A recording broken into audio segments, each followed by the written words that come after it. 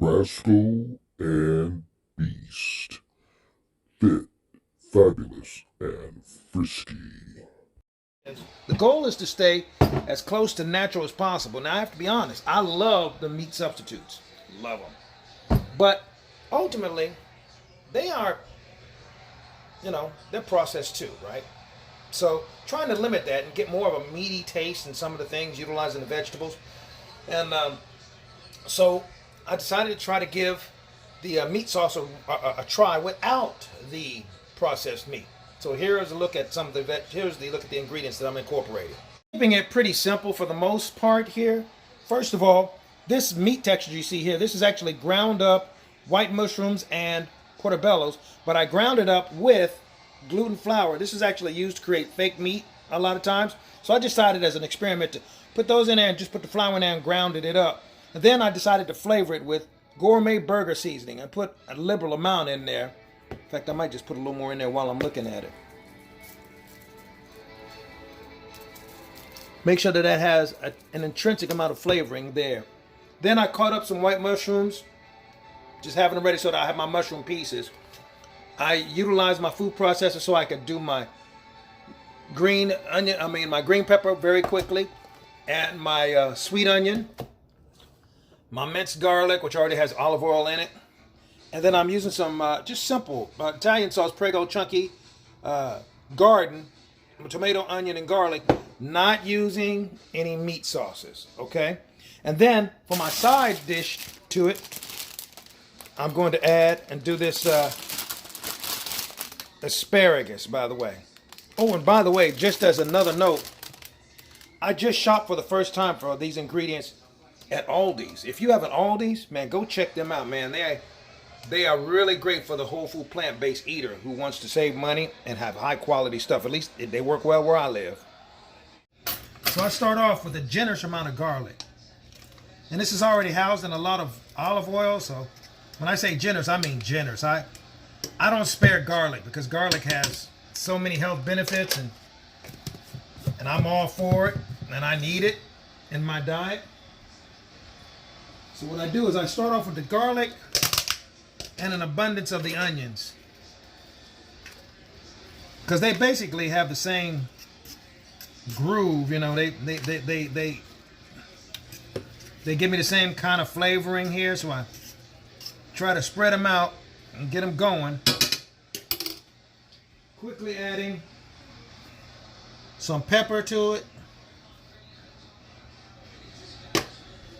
and because this always works in everything, ain't nothing like some seasoning salt, baby. Ain't nothing like it.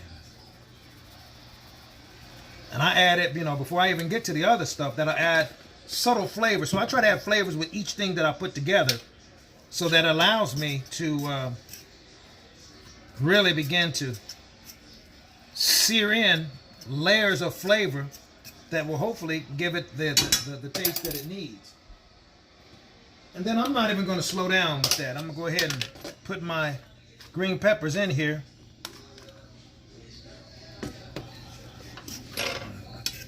I may surprise myself and put in some snow peas, some sweet snow peas if I have room in here for it.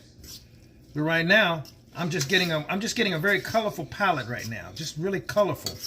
Because the more colorful it is, the more appealing it tends to be for me. And I'm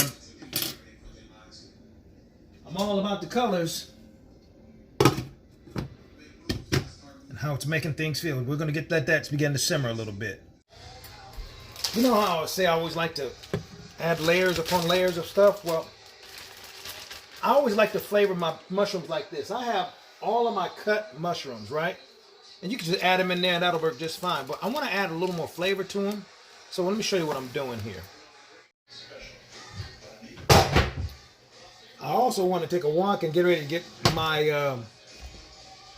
my asparagus going. Asparagus is real simple. I use vegan butter, salt, pepper, and salt. I'm going to use seasoning salt this time.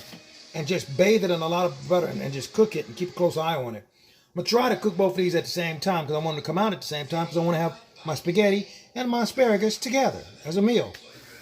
All of that water from those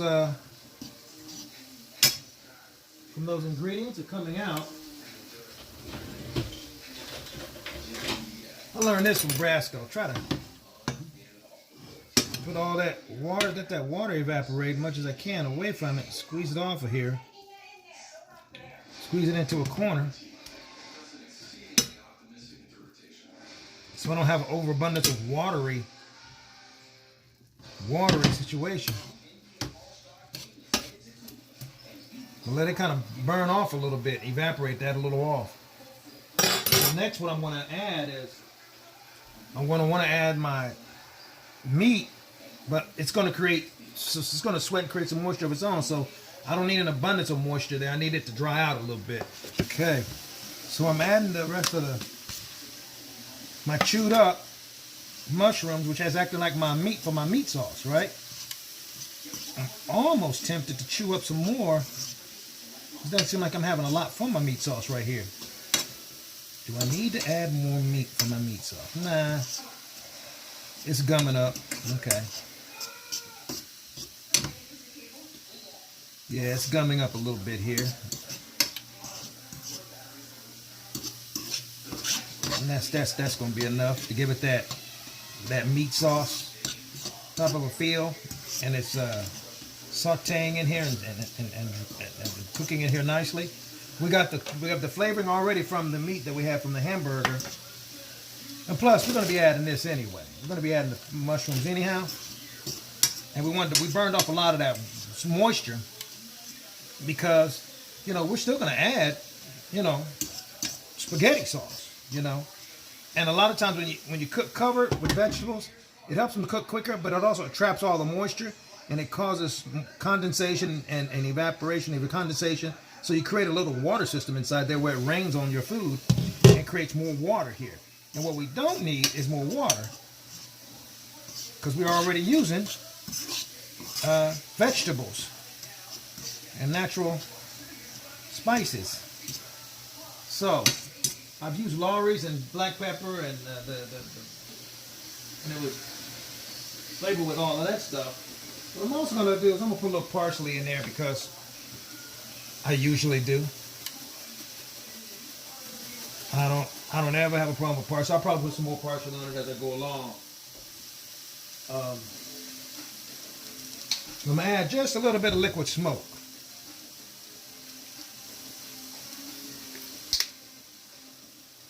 A little bit of liquid smoke. That always adds a little layer of flavor that's really good, intriguing.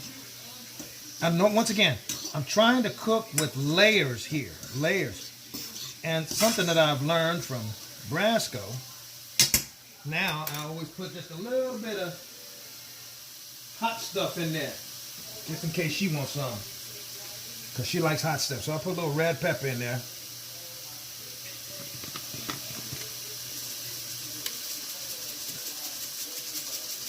Just so it's not all the way just sugary.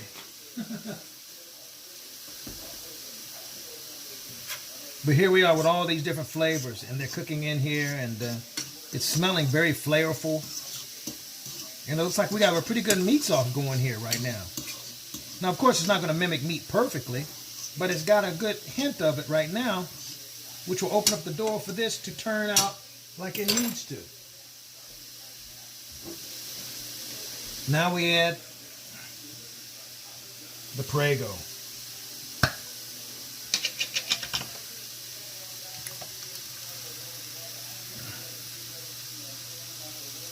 Right?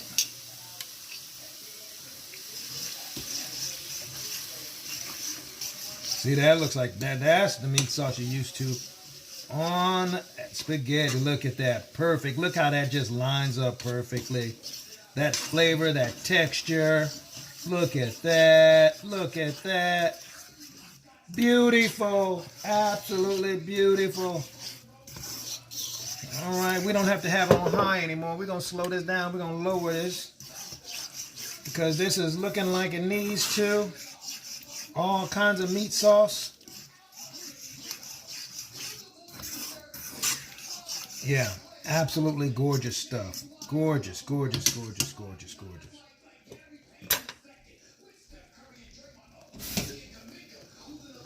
Get that last little bit out with that water trick. Everybody, look, every culture know this water trick, that last little bit of water out. I'm just letting you know. My culture know it too. There you go.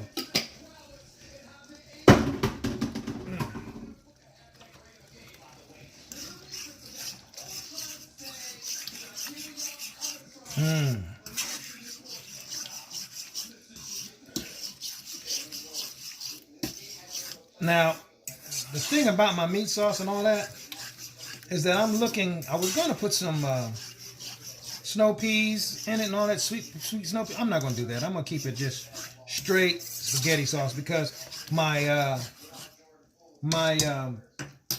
pasta is going to be zucchini noodles. Mix it in there because when I add those mushrooms, that's going to sweat it out and add a whole lot of moisture to it. But I want to thicken this up. And so you can do that whenever it's too watery. Just add flour. Now I add gluten wheat flour, vital wheat flour. Okay, see that makes it a little more. See, it thickened it up so quickly. Gives it that thicker, meaty kind of a texture. You know, and it adds just more protein to it, and it's all natural, all absolutely natural. Now we add these mushrooms to this thing, and that's going to take it over the top.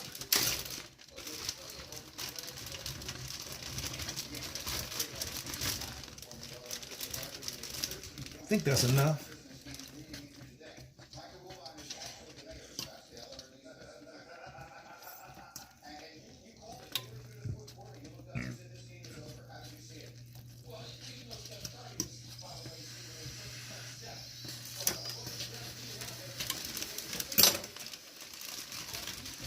Or we'll just do this. I'll just use all of it. Why not?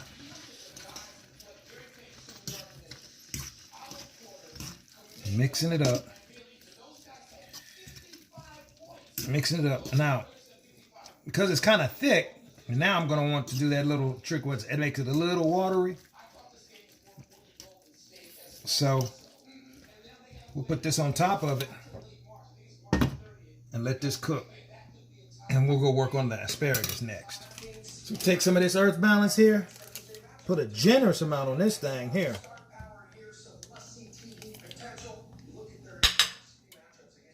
Yeah, I'm cooking some. I'm cooking with the idea of having some stuff left over today. So we're gonna melt all of this in here. Have it ready. We're gonna pop open all of this asparagus.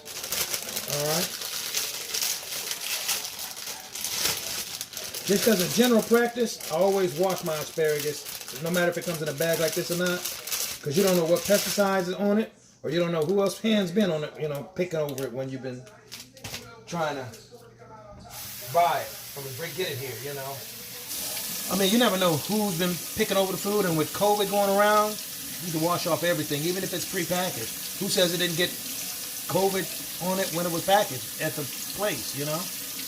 So I'm going to be taking too much off of it, if any at all. I could pretty much eat all of it, look like it. Man, these vegetables coming from Aldi, they're top notch. So let's stack them all up close to each other. I'm going to barely take the tip off of all of them because they look all good, to be honest. I don't think I have to take any of it, but just out of habit, I'm going to take just a little bit off of all of them.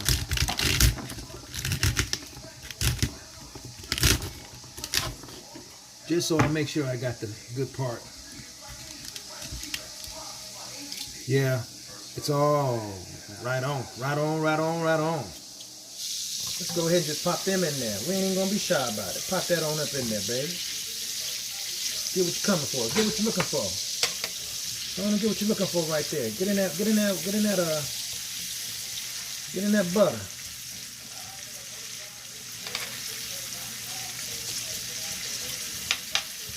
Can I put all of them in there? Or do I need to be patient? I probably need to be patient. Put all of them in there. I'll wait. I'll do another batch after that. Put that salt, put that butter in there and let it fry up. Douse it with pepper. You gotta put that salt in there.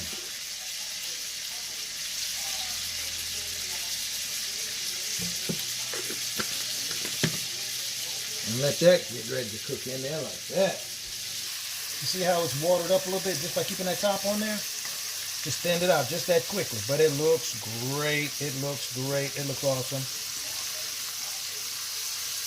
Yeah, we're cooking a meal fit for a Christmas. Now, mind you, ain't nobody but me here today, but look, I like cooking so that I can come back and get me some leftovers that's going to do right. You feel me? Look at how that's working.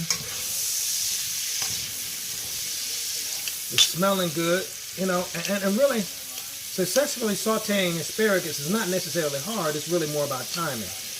You know, you don't want to cook it so it's pulverized, you know, but you want to make sure that it's just before it gets too weak. And I guess I could cover it up, but it tends to work pretty well for me when I keep it like this. I mean, this kind of, when I do this asparagus, it tastes so good that I can eat the asparagus by itself as a meal, you know?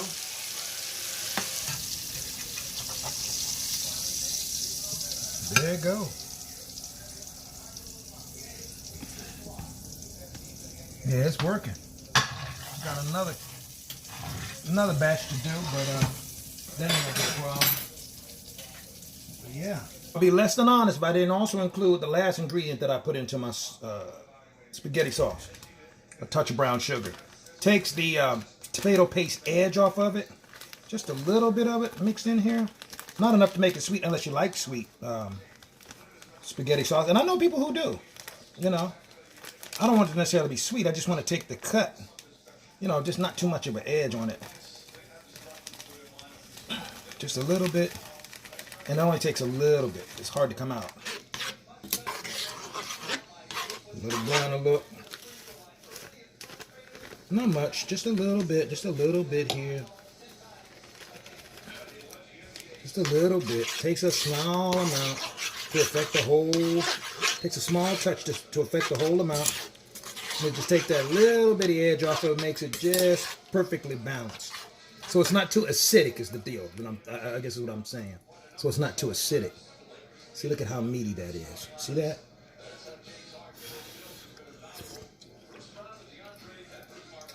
It's good and it's vibrant. Well, everything's been cooking. Now it's time to go ahead and make the zucchini spaghetti.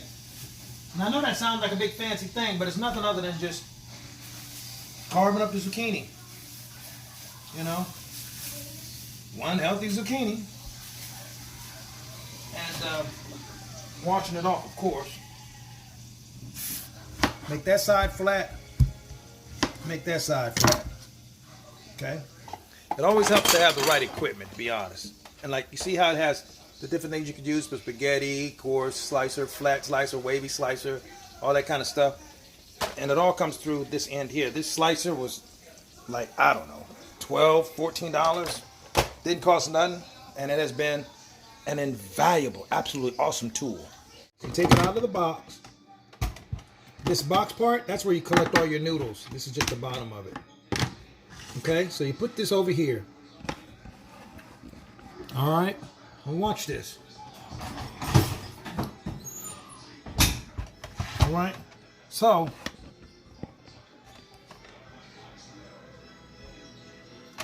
you got all of these. You have all these slice options. Okay, pull this out of the way. Select which one you want. I already have the one I selected because I want it to be spaghetti. See that? Take these, put them to the side and out of the way. This, you put right back in here. This slides your zucchini into the blades. Now, what you got to do is you got to grind it in there. So, this holds onto the zucchini so that it latches and grips it so it can turn it. You see that? But you got to put it in here first. So, you put it on this side. Screw in the handle on the other side.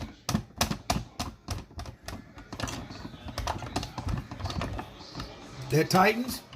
We're ready to go.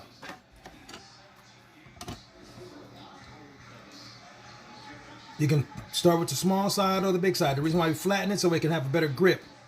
Remember how we cut off each side so we can have a better grip.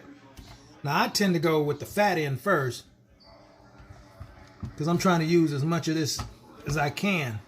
It's the on and off switch. What it does is that creates a suction. When you click that over, that creates a suction so that this thing is not supposed to move. Let's try that again. There it goes.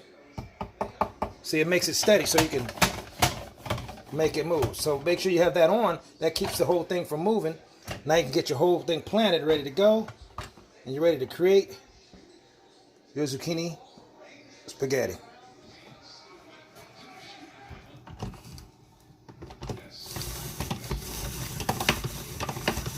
See, and it just creates the spiraling.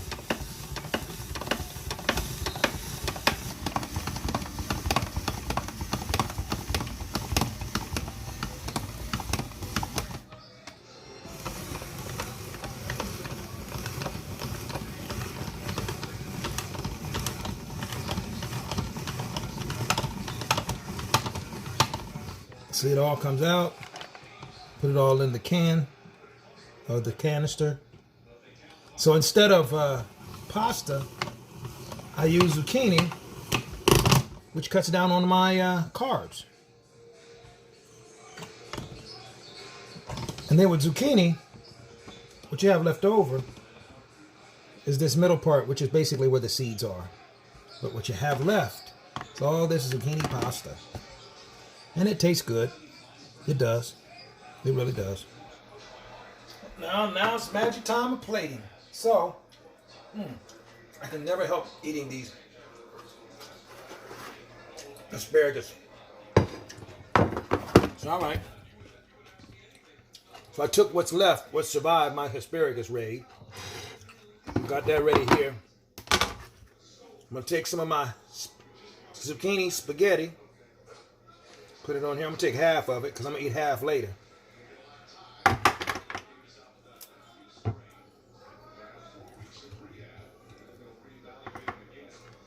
Yeah, I love this. Right? Then I can take the rest. And I'm going to be good and not try to eat everything at one setting because I have a habit of doing that. So I'm going to put this in the refrigerator.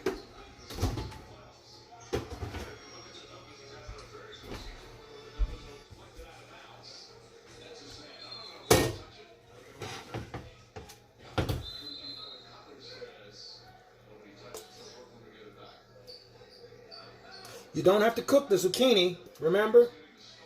Because when you put this meat sauce on, it's going to cook it automatically because it's already hot.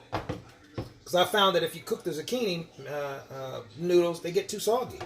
And they lose the whole appeal of spaghetti. Lose the texture. Some vegan Parmesan. Put it on top of that.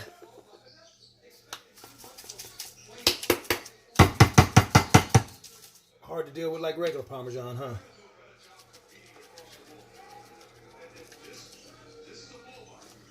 So there you have it. In a nutshell. And it tastes great. Brasco&Beast. Fit, fabulous, and frisky.